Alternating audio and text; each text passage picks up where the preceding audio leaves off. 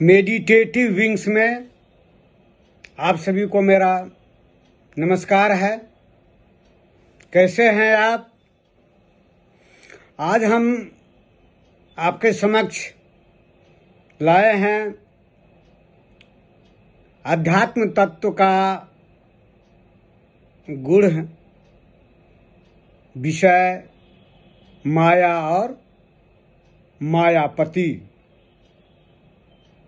तो आए हम आपसे इस विषय पर अपने अनुभव को शेयर करें।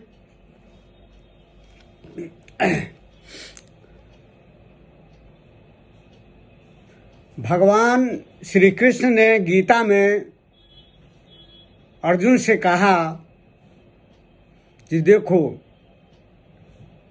यह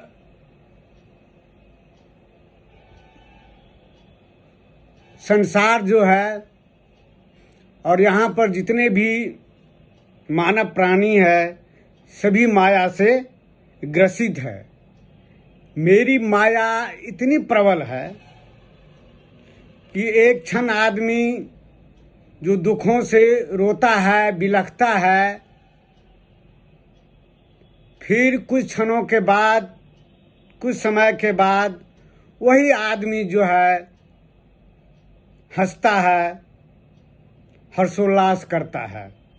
तो मेरी माया जो है प्रबल है।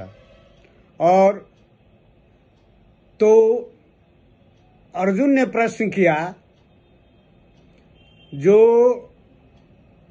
आपका जो इस शरीर में जो आत्मा है उसको भी दुख होता है उस घटना से, या किसी की मृत्यु पर, कोई दुर्घटना होने पर?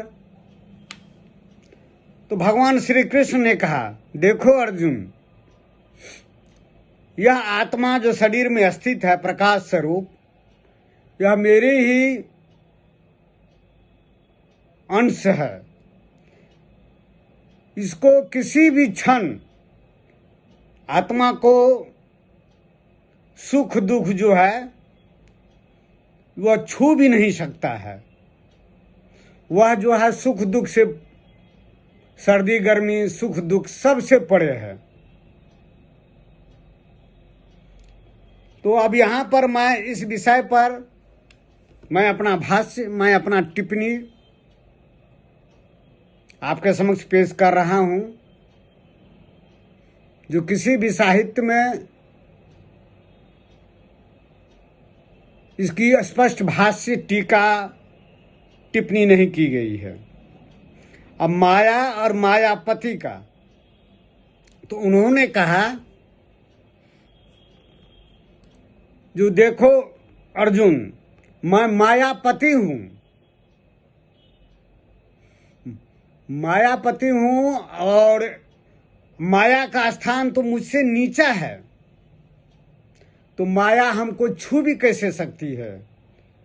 तो उसी ढंग से मैं जो मेरा हृदय में स्थित आत्मा है उसको माया छू नहीं सकती है। इस पर हम विवेचना करने जा रहे हैं।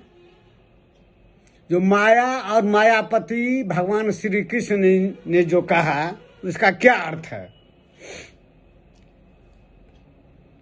माया है आपका मन है। मन ही आपका, इस मन ही जो है माया के रूप में परिभाषित है आपका। अब मन जो है, ये चंचल मन, ये सब में है, आप में है, हम में है, हर एक प्राणी में है। जो अस्थिर जो प्राण रहता है, महाप्राण, जिसको भगवान श्री कृष्ण ने कहा यह मेरा परम धाम है, परम शून्य है, उसी वही जो है अस्थिर अवस्था ही है आपका, जो है अमन है, नो माइंड। जब वो चंचल हो जाता है तो मन कहलाता है, मन की परिभाषा में आता है। मन का स्वभाव ही हो गया है लहर, कभी शांत होने वाला नहीं, या बहिर्मुखी हो जाता है। जैसे सांस बहिर्मुखी है तो मन भी बहिर्मुखी हो गया। तो ये मन ही है जो माया है आपका। जैसे रामकृष्ण परमहंस ने कहा जो कामनी और कंचन को उन्होंने माया कहा। कामनी माना कि नारी और कंचन माना हीरे जवाहरात, सोना, अर्थ, रुपया, उसको उन्होंने माया कहा। तो उन्होंने कहा जो यही माया है यही आदमी को दिग्भ्रमित करता है। तो और उन्होंने उसकी साधना की थी। उनका जो कलकत्ता में जो आश्रम था गंगा किनारे बैठ जाते थे और एक हाथ में मिट्टी है, एक हाथ में रुपये, सोने का चांदी का रुपया आपका, और पानी में विसर्जित करते थे। रुपया को पानी में फेंकते थे, कहते यह मिट्टी है, और बालू को मिट्टी को कहते थे यह सोना है। यह जो है मन को साधा उन्होंने। जो यह एक विधि ई भी है आपको माया से मन को परिचित कराना। जो ये अर्थ जो है यह मिट्टी है। तो योग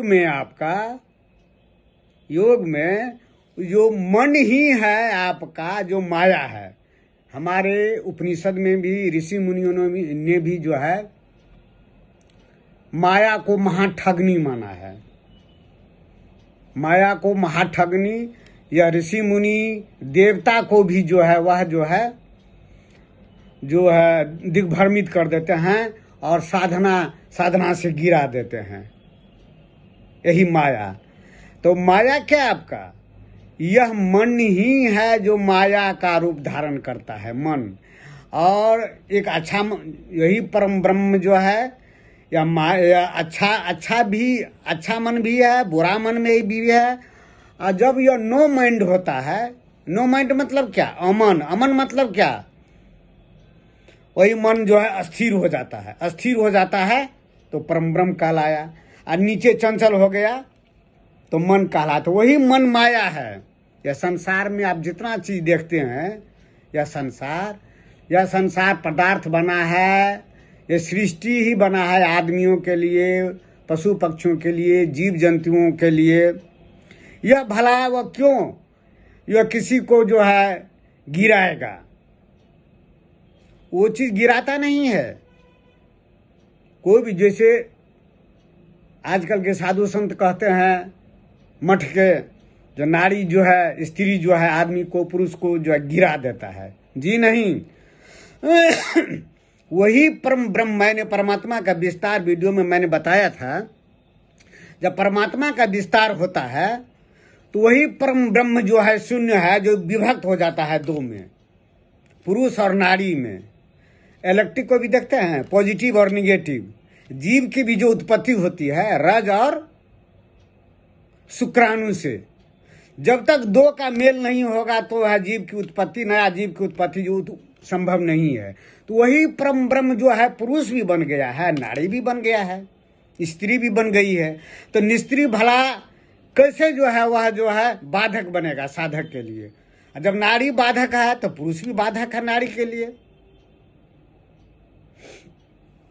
तो इसमें जो मैं यहाँ पर यही अपना विवेचना कर रहा हूँ आपसे, जो ये मन ही है वो जुड़ जाता है उससे, उस पदार्थ से, और पदार्थ से जुड़ करके वह जो है सुख भोगता है, दुख भोगता है। यह मन ही माया है।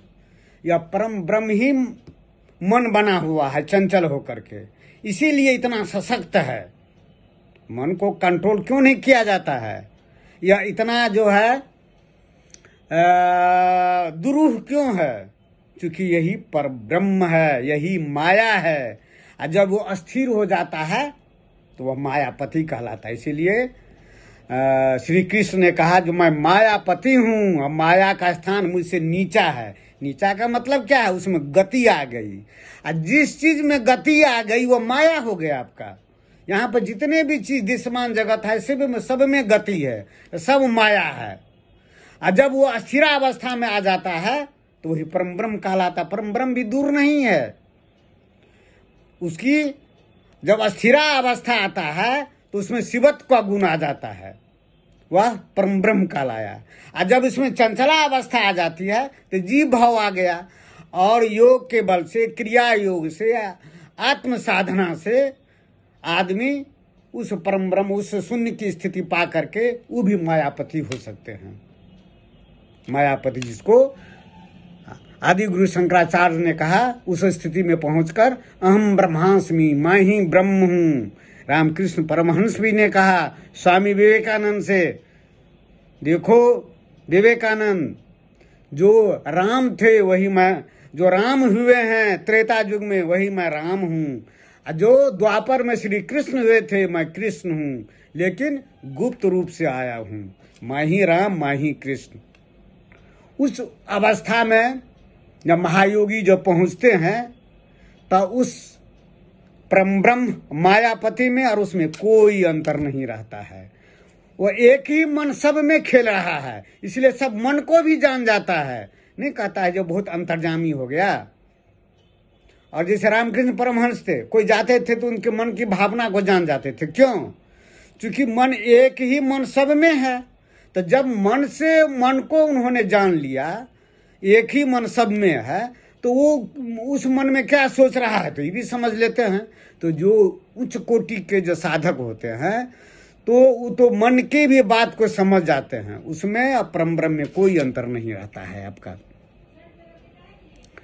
इसीलिए आज का जो मेरा विश्लेषण है, माया और मायापति का जो है, यह ब्रह्म ही जो है, यह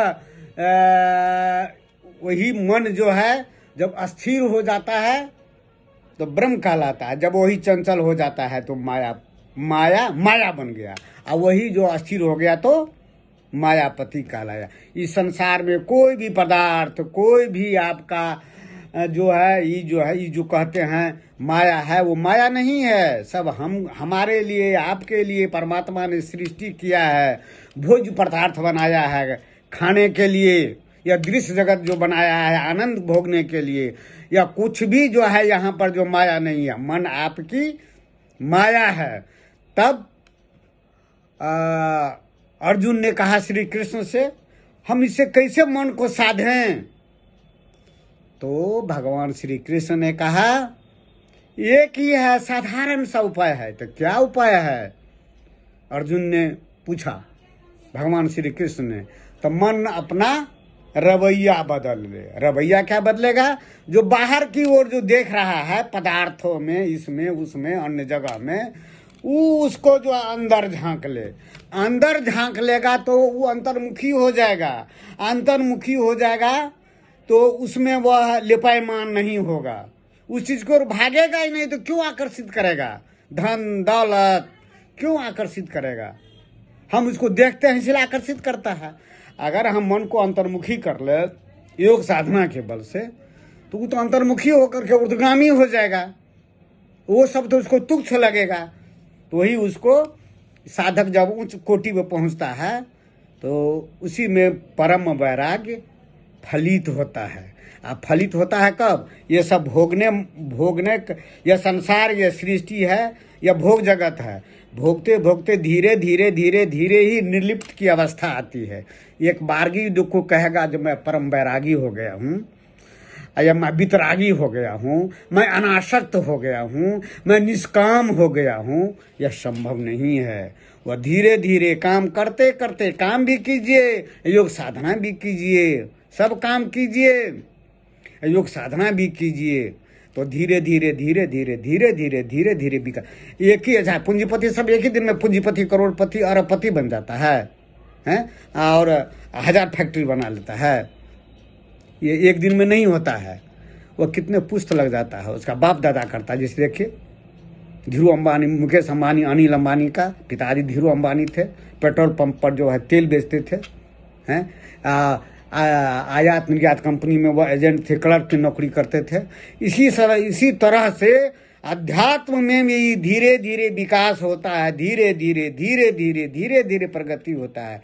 इस जन्म में नहीं तो अगले जन्म में अगले जन्म में। अब फिर जहाँ तक आप साधना छोड़ते हैं तो फिर परमात्मा की ऐसी व्यवस्था है, वही प्लेटफॉर्म मिल जाता है, फिर सब साधन जुट जाता है, जुटा देते हैं परमात्मा, फिर धीरे धीरे आगे बढ़ते हैं। या परमात्मा की जो है, जब आप इसमें प्रविष्ट कीजिएगा तब पता लगेगा, परमात्मा का अनुभव होगा। परमात्मा कल्याणमयी है, आनंदमयी है। परमात्मा कहते हैं मैं निर्लिप्त हूँ, लेकिन वह आत्म रूप में जो है यहाँ पर स्थित है, हृदय में सबका भरण पोषण करते हैं। परमात्मा कहते हैं मैं निर्गुण हूँ, निराकार हूँ, निर्लिप्त हूँ, त्रिगुणातीत हूँ, लेकिन सभी में वो गुणों में विभाजित है। वो जब आप पहुँचिएगा समाधि में, तभी उसके विलक्षण तत्व को, उनके रहस्य को समझ पाइएगा। तो आज इतना ही। फिर हम दूसरे दिन अध्यात्म तत्व का नया अध्याय लेकर के आएंगे। तब तक नमस्कार, धन्यवाद।